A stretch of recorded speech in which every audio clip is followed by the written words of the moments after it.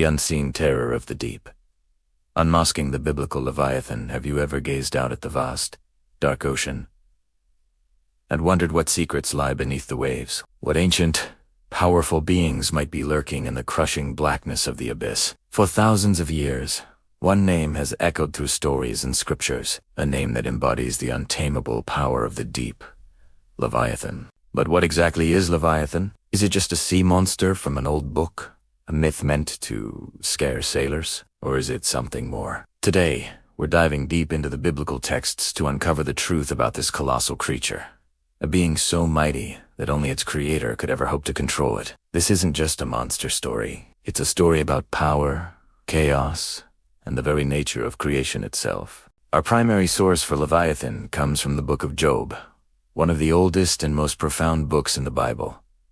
In the later chapters, after Job has suffered immensely and questions the justice of God, God finally answers him, but he doesn't give a simple explanation. Instead, he takes Job on a tour of his creation, showing him wonders beyond human comprehension. He speaks of the behemoth, a mighty land creature, and then he turns his attention to the sea. In chapter 41, God unleashes a description of Leviathan that is absolutely terrifying. He asks Job, "Can you pull a Leviathan with a fishhook, or tie down its tongue with a rope? Can you put a cord through its nose, or pierce its jaw with a hook?" The answer is a resounding no. God is making it clear from the very beginning.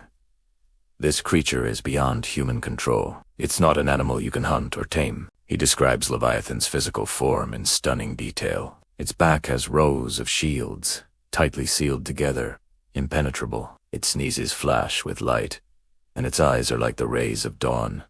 Firebrands stream from its mouth. Sparks of fire shoot out. Smoke pours from its nostrils, as from a boiling pot over burning reeds. Its breath sets coals ablaze, and flames dart from its mouth.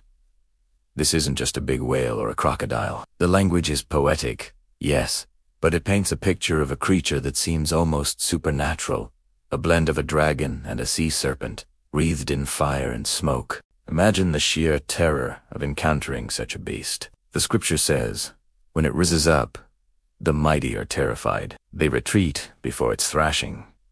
Even the strongest warriors, the most powerful gods of the ancient world, are nothing before it. It treats iron like straw and bronze like rotten wood. Arrows can't make it flee. Slingstones are like chaff to it. A club is regarded as stubble. It laughs at the rattling of a javelin. Its underparts are like sharp potsherds, leaving a trail in the mud like a threshing sledge. And its effect on the environment is just as cataclysmic. It makes the deep churn like a boiling cauldron and stirs up the sea like a pot of ointment. It leaves a glistening wake behind it. One would think the deep had white hair.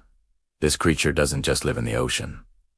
It commands the whole thing. It turns the sea into a chaotic, boiling mess. It is the king over all the proud creatures of the earth. So, what is the point of this terrifying description? Is God just trying to scare Job? Not exactly. To understand Leviathan, we have to understand the ancient worldview. For the ancient Israelites, the sea represented chaos, the unknown, and the untamed forces of nature. It was a place of danger and disorder.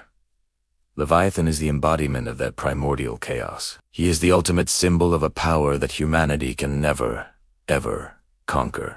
In other parts of the Bible, like Psalm 74, we see a different side of the story. The psalmist praises God, saying, "It was you who crushed the heads of Leviathan and gave it as food to the creatures of the desert."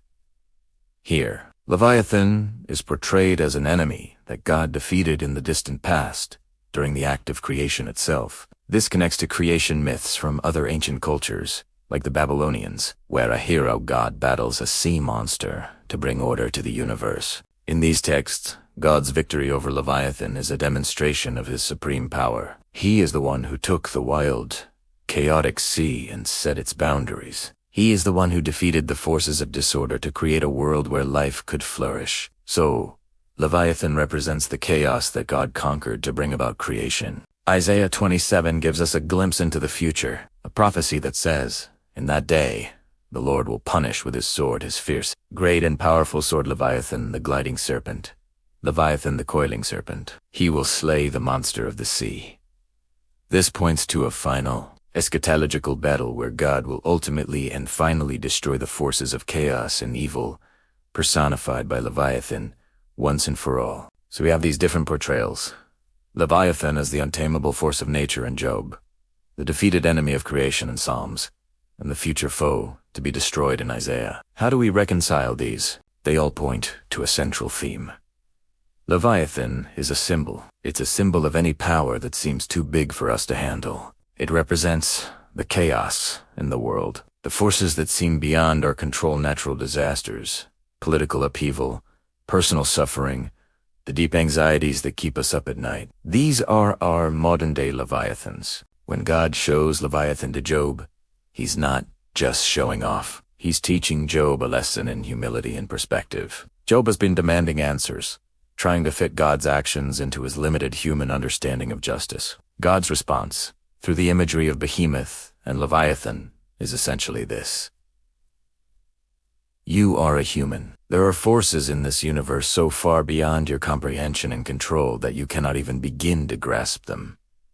This creature Leviathan is one of them. I created it. I control it. I am not a force of chaos. I am the master of chaos. The point wasn't that God is cruel or distant. The point was that God's wisdom and power operate on a scale that we simply cannot measure. Trying to judge God by our own small standards is like trying to catch Leviathan with a fishhook. It's impossible and foolish. The lesson for Job, and for us, is to trust in the one who holds the leash of Leviathan. If God can control a creature of such unimaginable power, he can certainly handle the chaos in our lives, even when we can't see how. So, the story of Leviathan is more than just a tale of a giant sea monster. It is a profound theological statement. It teaches us about the nature of God, the limits of human understanding, and the reality of forces in the world that are bigger than we are. It reminds us that, while we may feel overwhelmed by the chaos around us, there is a power greater than that chaos, a power that created the universe, that set the boundaries of the sea, and that holds the king of the deep in his hand. The true terror of Leviathan is not its teeth or its fiery breath. It's the reflection it shows us of our own smallness and vulnerability. But the true hope of the story is that the one who made Leviathan is the same one who cares for us. It's a call to stand in awe, not of the monster, but of its master. What are the Leviathans in your life? What forces feel untamable and overwhelming? The lesson of Leviathan is not to despair in the face of chaos, but to find peace in knowing that the God who tamed the primordial sea is still in control today. Thanks for joining me on this deep dive into one of the Bible's most fascinating mysteries. If you enjoyed this exploration, make sure to like this video and subscribe to the channel for more content that uncovers the hidden depths of ancient stories. Let me know in the comments what you think Leviathan represents. Until next time, keep questioning and keep exploring.